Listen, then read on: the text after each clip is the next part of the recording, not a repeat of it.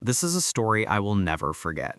Not because of the slap, which, trust me, hurt like hell, but because of what that single moment of public cruelty exposed about an entire crumbling system. It was a Monday morning, 10:47 a.m., and I was sitting right in the center of the metropolitan branch of Sentinel Bank and Trust, wearing borrowed, slightly worn clothes and a pair of very comfortable, very plain shoes, trying to look like I didn't belong. The guy, Trevor Sterling, the branch manager, was a caricature of middle management arrogance. Perfectly pressed suit, cologne that smelled suspiciously like ambition, and a sneer permanently etched around his mouth. He just tossed my meticulously faked loan application across the pristine marble floor, and the papers scattered like my dignity. But I wasn't there for a loan, of course. I was there for an audit. A deep dive into the kind of toxic culture that had cost my company millions in discrimination lawsuits over the past year. Get this trash out of my bank before the real customers see her, Trevor spat. And then it happened. His palm cracked against my cheek. The sound was sharp, sickeningly loud, echoing off the high ceilings like a gunshot. My whole body went instantly still. It was adrenaline and ice water all at once. He kicked my portfolio toward the exit, his face twisted in utter contempt. Security, remove this welfare leech before she scares away paying customers. I felt the heat rising on my skin, but I forced myself to move slowly, deliberately. This was the test, and he had just failed it in the most spectacular, career-ending way possible. I reached down to gather the scattered pages, focusing on the small, quiet dignity of my movements, while he towered over me, chest puffed out, enjoying the show he was putting on for the morning crowd. The digital clock above the tellers read 10:47 a.m., board meeting in 73 minutes, the meeting that was already set up to review Trevor's branch, whether he knew it or not. I glanced down at my vintage Cartier watch, a subtle tell that was part of the uniform I hadn't bothered to change, and I watched him miss it entirely. "Look at her," he announced to the lobby, his voice loud enough to carry, dripping with judgment. Torn jeans, no makeup, probably hasn't showered. This is exactly the type that drains our resources. That's when Chloe Lynn, a college student by the ATM, started live streaming. I saw the telltale glow of her phone screen, and I silently blessed her for being there. "This is absolutely disgusting," she whispered to her phone, the words carrying just enough to be captured. "This manager just assaulted a customer at Sentinel Bank. I can't believe what I'm witnessing." Comments started flooding her screen. I could hear the tiny dings. "Sue them! Get his name!" The public humiliation was working, but not the way Trevor intended. His personal attack was rapidly becoming corporate liability. He stepped closer, invading my space, the scent of his expensive cologne mixing with the stale morning coffee on his breath, a truly nauseating cloud.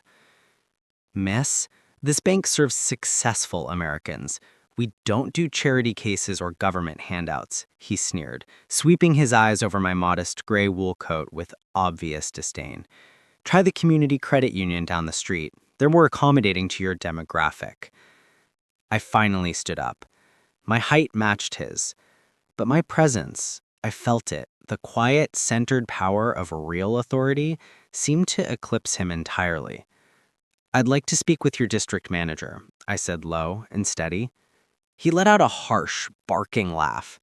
"District Manager Thompson doesn't take meetings with street people. You think you can walk in here looking like that and demand executive time?" I watched the live stream viewer count tick up to 1,200. Near the investment desk, I saw Miss Nguyen, an elderly Vietnamese client who I knew had been banking with us for 30 years, clutch her purse tightly. She whispered to me, "This isn't right, dear." Trevor's head snapped toward her. "Miss Nguyen, please don't encourage this disruption. We're handling the situation." Then Antonio Vasquez emerged, the head of security. Antonio was a good man, 12 years on the job. And I could see the confusion in his eyes. Something about me didn't match Trevor's description of an aggressive customer. "Ma'am," Antonio said carefully, "is there something we can help you with?" Trevor immediately jumped in. Antonio, call backup. Code yellow. We have an aggressive individual refusing to leave. Code yellow, the protocol for armed robbery or credible violence. Antonio hesitated, the tension stretched between them like a guitar string pulled too tight. My phone buzzed in my pocket. Jay Caldwin, board chair. I declined the first call, the second. I needed 5 more minutes. Trevor, desperate now, spotted the flash of genuine leather and gold corners on my phone case. See that? Probably stolen. Dealing drugs. That's how they afford nice things while coming here for handouts. That accusation, the drug dealer part, landed like another physical blow. I watched Antonio shift uncomfortably. That's when the live stream exploded. Viewer count jumped to over 2,100. Screenshots were already flooding Twitter with hashtag #SentinelShame. Chloe, my wonderful accidental narrator, captured Trevor's blatant bigotry perfectly. I picked up the last of my documents, and Trevor didn't even notice the first-class boarding pass, JFK to London, today's date, that flashed into Antonio's view. The man was so blinded by his prejudice that he couldn't see the basic facts right in front of him. Call corporate security, Trevor barked at Antonio, his face reddening. Did you hear me, Antonio? I heard you, Mr. Sterling. The clock shifted. 10:54 a.m. Board meeting in 66 minutes. I slowly straightened up, finally gathering all my composure and my papers, and I looked directly into his eyes for the first time since the slap. Trevor, I said quietly, you should call corporate. That's when Sarah Park, the assistant manager, rushed over. She took one look at Chloe's phone recording, and the sheer toxic tension and her professional calm cracked. Trevor, seeing her, immediately tried to regain control. Just removing a disruptive individual who refuses to leave after being asked politely. Politely? Chloe's voice sliced through the air for her 3,200 viewers. He slapped her and called her trash. I let Trevor rant on. Let him dig his grave deeper. He accused me of being a dealer because my phone kept buzzing. He looked at my coat, my shoes, and said loudly, "Does she look like she belongs in our premium branch, Sarah?" Sarah was a sharp 8-year veteran. She recognized the quality of my wool cashmere coat and the Italian leather shoes, but Trevor was her boss. I saw the fear in her eyes. The fear that speaking the truth would end her career. She tried to suggest moving the discussion to an office. No, Trevor roared, his voice carrying across the entire lobby. I want everyone to see how we handle people who think they can disrupt our business. This bank serves successful Americans. Not what, Trevor? I cut across his sputtering rant, my voice quiet, almost conversational, yet it dropped the temperature in the room by 20 degrees. The entire lobby went silent. Not people who don't belong here, he finally managed to grunt out. The silence stretched. It was 11:02 a.m., board meeting in 58 minutes. My phone buzzed again. Jay Caldwell, board chair. This time I answered. Yes, my voice was low, but in the dead silence, everyone heard it. No, I'm still at the Metropolitan branch. Yes, downtown. There's been a situation. No, don't send anyone yet. I need 5 more minutes. I hung up, looking at Trevor. He was pale, sweating. He made one final, desperate charge. Who was that? Your dealer? Your pimp? That was it. That was the final, unforgivable insult. Chloe's live stream hit 8,000 viewers. Sarah Park closed her eyes. She knew it was over. Antonio, the security guard, made his decision. Mr. Sterling, I think we should call this into corporate before I give the orders here. Trevor exploded, his rage echoing off the walls. Security works for management, not the other way around. 11:04 a.m. 56 minutes to the meeting.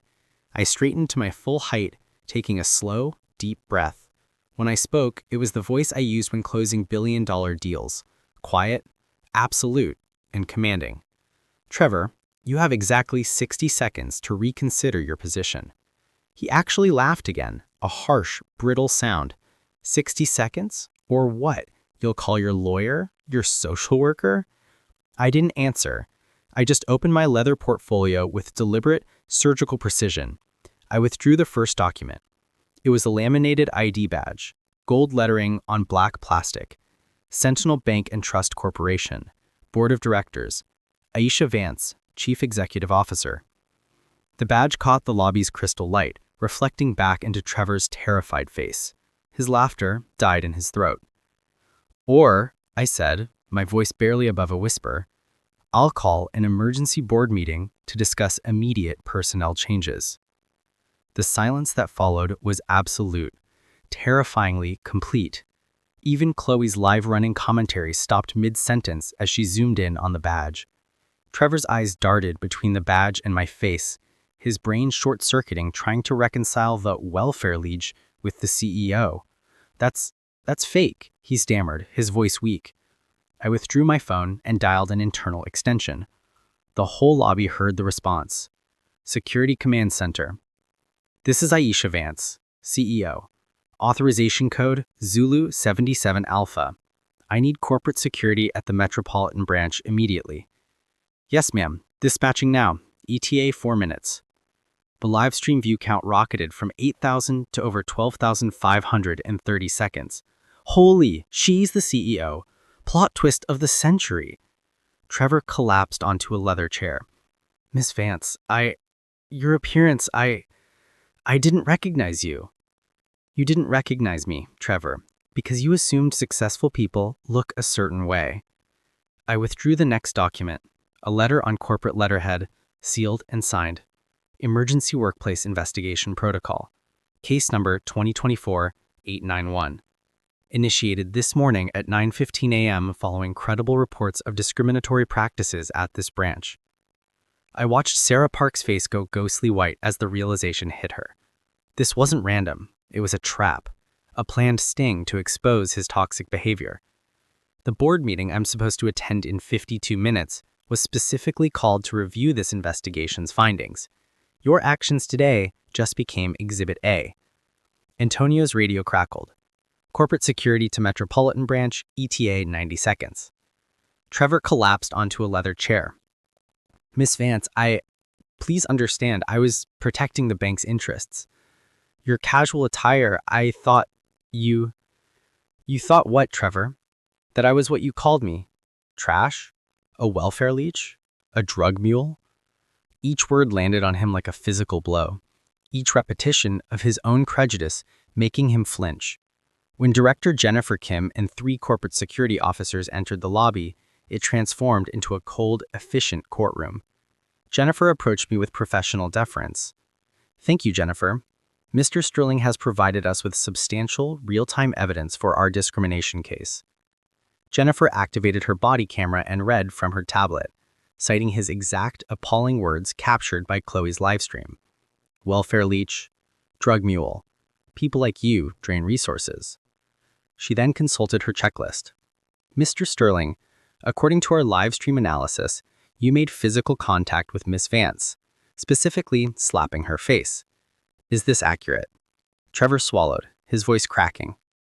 Yes. I withdrew the final document, termination authorization, executive override protocol, effective immediately upon evidence of criminal assault against customers or corporate officers. Trevor's legs gave out completely. He was done. Sarah Park immediately stated for the record that she had opposed his actions. Antonio confirmed he had refused the Code Yellow order. I made sure their loyalty and professionalism were noted. But the real knife twist was the financials. I opened my banking app, turning the screen toward Chloe's camera, sharing the numbers with 20,000 viewers. Trevor, at 11:47 a.m., when you slapped me, Sentinel traded at $127.43 per share. At 11:10 a.m., after footage of your assault went viral, we're at $124.67. That's a $2.76 drop in 23 minutes. I paused to let the number sink in. Market capitalization loss? Approximately $847 million. Jennifer Kim finalized the paperwork. Employment Termination Code 7 Alpha. Gross misconduct resulting from corporate liability exposure. Your banking industry's employment eligibility is under federal review. 12 years of his career evaporated with keystrokes. As 2 security officers flanked Trevor, escorting him to his office to clear out I spoke directly into Chloe's camera. Change doesn't always come from the top down. Sometimes it comes from brave people willing to document injustice when they see it. I didn't stop there. I immediately launched the Dignity Banking Initiative right there in the lobby, projecting the new policy framework onto the digital display. We mandated quarterly bias training, rewrote customer interaction protocols, and announced a $2 million community investment fund. My final edit to the policy appeared on the screen. The Trevor Sterling Case Study Training Program. Every new hire would study this incident as mandatory orientation. His name would become synonymous with everything wrong in customer service. 6 months later, I walked through the same lobby. Everything was different. A bronze plaque by the entrance read, Dignity Banking Initiative Pilot Location. Maria Santos, a phenomenal Latina manager, was now running the branch. Miss Nien was at the investment desk, chatting comfortably with a young Black financial advisor. The digital displays showed 94% positive satisfaction ratings across all demographics. Antonio had been promoted to head of corporate security training, traveling to all 400 Sentinel locations to teach de-escalation and bias recognition. Sarah Park became the regional diversity officer. And Trevor Sterling, he couldn't get another job in banking. His termination was federally flagged. The last I heard, he'd taken a job at a local community college, teaching basic financial literacy to immigrant families, a poetic, humbling irony that forced him to confront the communities he'd once tried to purge. I stood in the exact spot where he had slapped me. The marble floor was polished to a mirror sheen, but the real change was invisible, a culture shift that prioritized human dignity over assumption. I told Chloe's camera, concluding her follow-up story, quiet solutions create repeated problems. Public accountability creates permanent change. This story is bigger than just one bank or one bad manager. It's about how much hate and bias costs, not just morally, but economically. It's about how systemic change is possible, but it takes someone with the power to act and the bravery to get slapped first, to expose it. But it also takes individuals like Chloe and Miss Nien to stand up and record the truth. So let me ask you, what have you witnessed that you refuse to stay silent about? When did you see injustice and decide to hit record? Drop your story in the comments below, and let's talk about the real cost of prejudice and what you're doing to change the system you interact with every single day. Because dignity isn't negotiable. In banking, in business, or in life. And that's the truth of the story.